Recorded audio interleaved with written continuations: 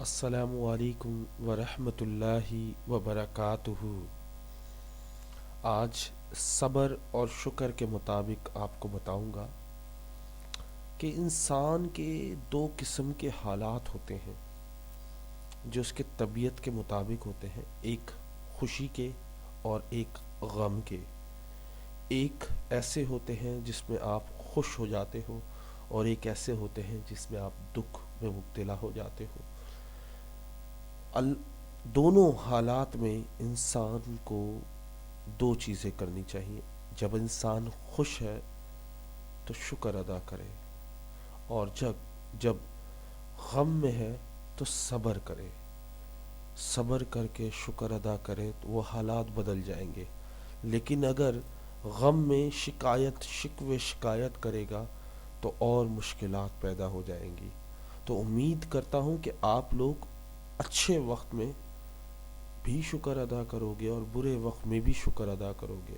اگر برے وقت میں، غم میں، تکلیف میں شکر ادا نہیں ہو رہا تو صبر کریں، اس امید سے کہ اللہ آپ کی زندگی ضرور بدلے گا اور آپ کو بہتر سے بہتر عطا کرے گا۔ اس پر یقین کر کر صبر کریں، دیکھیں آپ کی زندگی بدل جائے گی۔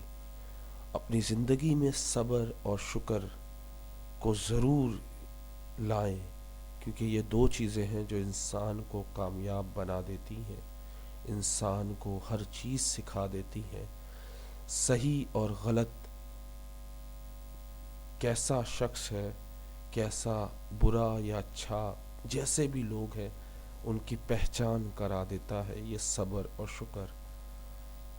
اگر آپ جیب خالی ہے، غربت ہے، تو صبر کریں۔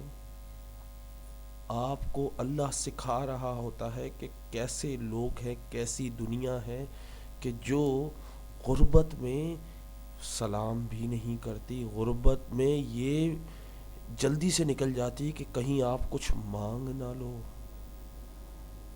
کیونکہ آپ غربت میں ہو۔ بے شک آپ کچھ مانگتے نہیں، نہ مانگا ہے، لیکن اس ڈر سے لوگ آپ سے کترا جاتے ہیں کہ آپ کہیں ان سے کچھ مانگ نہ لو، کچھ پیسے نہ مانگ لو، کچھ ایسی چیز نہ مانگ لو۔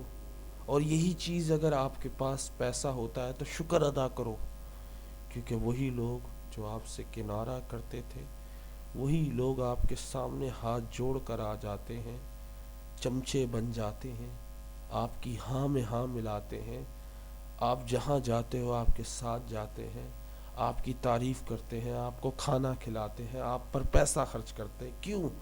کیونکہ آپ کے پاس سب کچھ ہے۔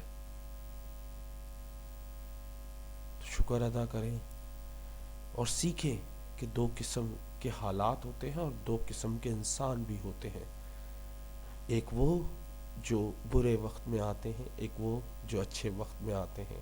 اگر آپ صبر اور شکر کریں گے تو ان دونوں قسم کے شخص یعنی لوگوں کو پہچان جائیں گے۔